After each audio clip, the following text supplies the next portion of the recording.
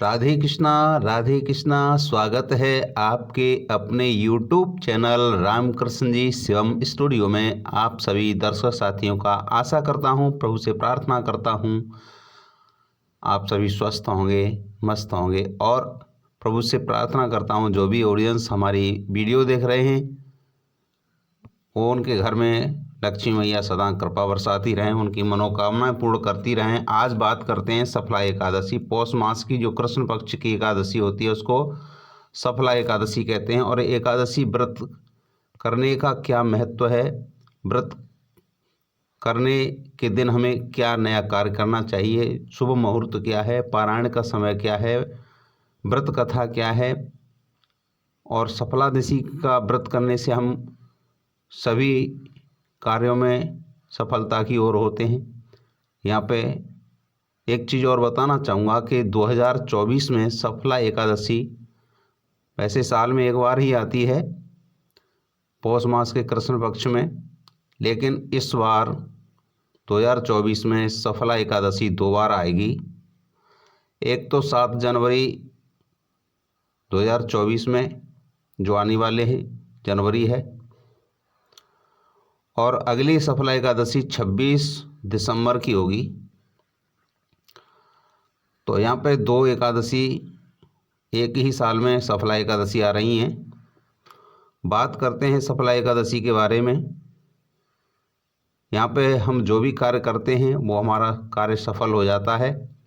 और इसका फल क्या होता है, क्या महत्व होता है, इस सफला एकादशी में हमें क्या करना चाहिए, तो हम जानकारी यहाँ देने वाले हैं।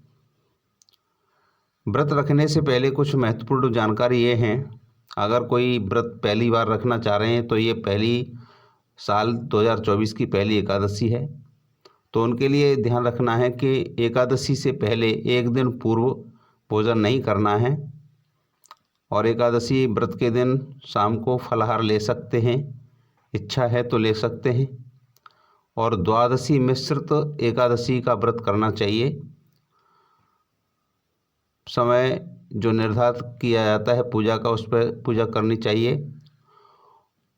ओम नमो भगवते वासुदेवाय मंत्र का जाप करते रहना चाहिए। एकादशी के दिन झाड़ू नहीं लगाना चाहिए, क्योंकि चींटी आदि की हत्या होने से डर लगता है, इसलिए नहीं लगाना चाहिए। और भी कुछ जानकारी है मैं आपको बताने वाला हूँ। तो इसमें पूजा का जो महत्व है क्या है, अगर एकादशी के दिन हम किसी पवित्र नदी में स्नान करते हैं भगवान विष्णु का ध्यान करते हुए, तो शास्त्रों में बताया गया है, हम जानते हैं शुभ मुहूर्त क्या रहता है, व्रत रखने से क्या लाभ होता है। अब बात करते हैं सफला एकादशी 7 जनवरी की है या 8 जनवरी की है। पंचांग के अनुसार एकादशी तिथि का शुभारंभ 6 जनवरी की रात 12 बजे के बाद 7 जनवरी की तिथि में 12:41 पर होगा। इसका समापन 7 जनवरी की रात को 12 बजे के बाद 8 जनवरी की तिथि में 12:46 पर होगा। यानी कि उदया तिथि के अनुसार सफला एकादशी का व्रत 7 जनवरी को रखा जाएगा। 7 जनवरी को व्रत रखा जाएगा।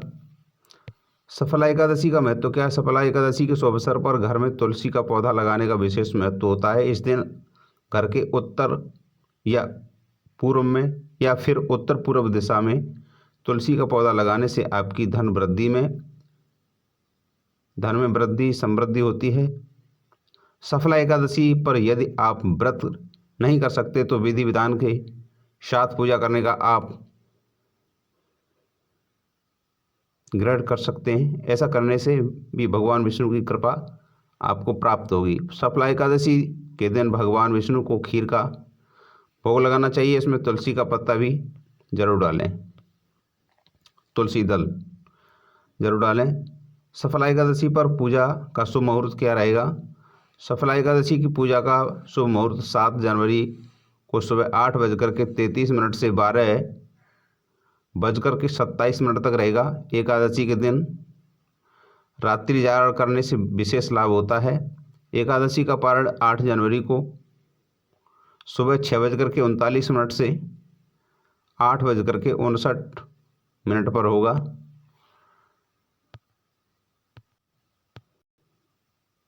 व्रत के बारे में, जो व्रत कथा है उसके बारे में, एक दिन का समय महाराज युधिष्ठिर ने भगवान कृष्ण से पूछा, पौष कृष्ण एकादशी का क्या नाम है? उस दिन कौन से देवता का पूजन किया जाता है और उसकी क्या विधि है, कृपया मुझे बताइए। भगवान श्री कृष्ण कहने लगे, धर्मराज तुम्हें स्नेह के कारण मुझे तुमसे बहुत स्नेह है, इसलिए मैं आपको एकादशी व्रत के में अधिक से अधिक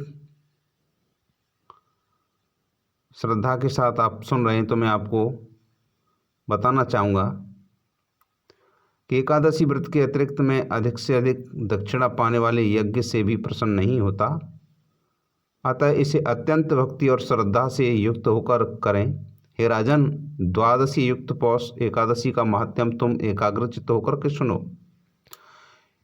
इस एकादशी का नाम सफला एकादशी है। इस एकादशी के देवता श्री नारायण हैं। विधि पूर्वक इस व्रत को करना चाहिए। जिस प्रकार नागों में शेषनाग, पक्षियों में गरुड़ और सब ग्रहों में चंद्रमा और यज्ञों में अश्वमेघ और देवताओं में भगवान विष्णु श्रेष्ठ हैं, उसी प्रकार सब व्रतों में एकादशी श्रेष्ठ है। जो मनुष्य सदैव एकादशी व्रत करते हैं वो मुझे परम प्रिय हैं। अब इस व्रत की कथा कहता हूँ। मेरी पूजा के लिए ऋतु के अनुकूल फल, नारियल, नींबू, नैवेद्य आदि 16 वस्तुओं का संग्रह करें। इस सामग्री से मेरी पूजा करने के बाद रात्रि जागरण करें। एकादशी के व्रत के समान यज्ञ, तीर्थ, दान, तप और कोई दूसरा व्रत नहीं। 5000 वर्ष तक तप करने से जो फल मिलता है उससे भी अधिक सफल एकादशी का व्रत करने से मिलता है। हे राजन, अब आप इस एकादशी व्रत की कथा सुनिए। चंपावती नगरी में एक महिष्मान नाम का राज करता था। उसके 4 पुत्र थे। उन सब में लुम्पक नामक वाला बड़ा राजपुत्र महापापी था।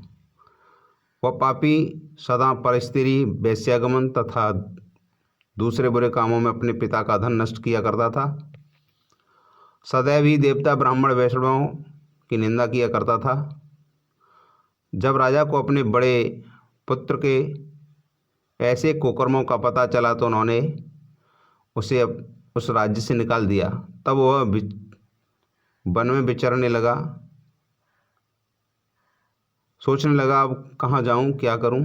अंत में उसने चोरी करने का निश्चय किया। दिन में वो वन में रहता और रात्रि में अपने पिता की नगरी में चोरी करता और प्रजा को तंग करने और उसे मारने का कुकर्म करता। कुछ समय पश्चात सारी नगरी भयभीत हो गई। वह वन में रहकर पशु आदि को मारकर खाने लगा। नागरिक और राज्य के कर्मचारी उसे पकड़ लेते हैं, किंतु राजा के भय से छोड़ देते हैं। वन के एक अति प्राचीन विशाल पीपल का वृक्ष था। लोग उसकी भगवान के समान पूजा करते थे। उसी वृक्ष के नीचे वो महापापी लुम्पक रहा करता था।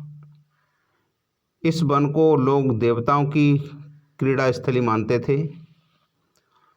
कुछ समय पश्चात पौष मास कृष्ण पक्ष की 10वीं के दिन वह वस्त्रहीन होने के कारण शीत के चलते सारी रात्रि सो नहीं सका। उसके हाथ पैर अकड़ गए।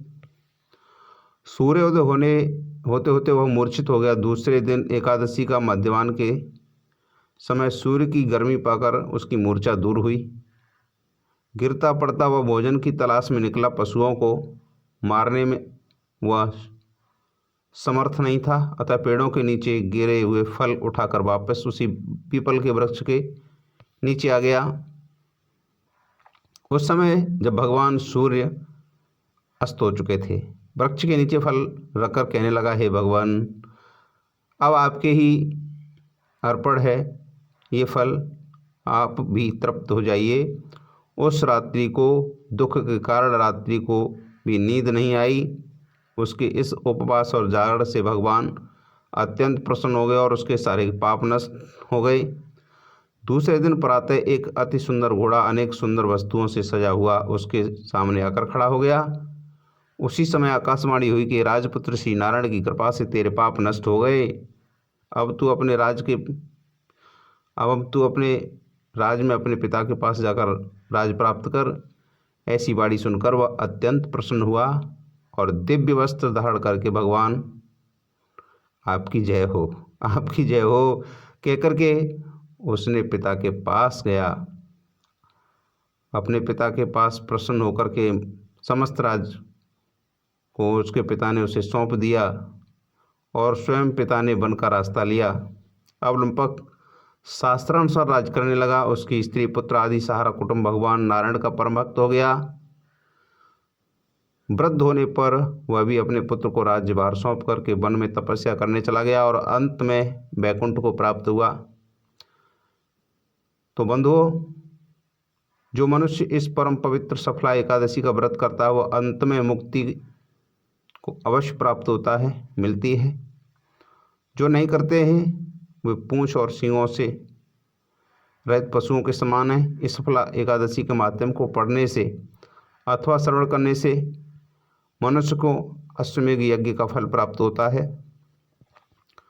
तो ये आपको मैंने सफला एकादशी की जानकारी आप तक पहुंचाई। आपने कीमती समय दिया। आपने चैनल को सब्सक्राइब नहीं किया तो प्लीज़ चैनल को सब्सक्राइब कीजिए और नए व्रत नई जानकारी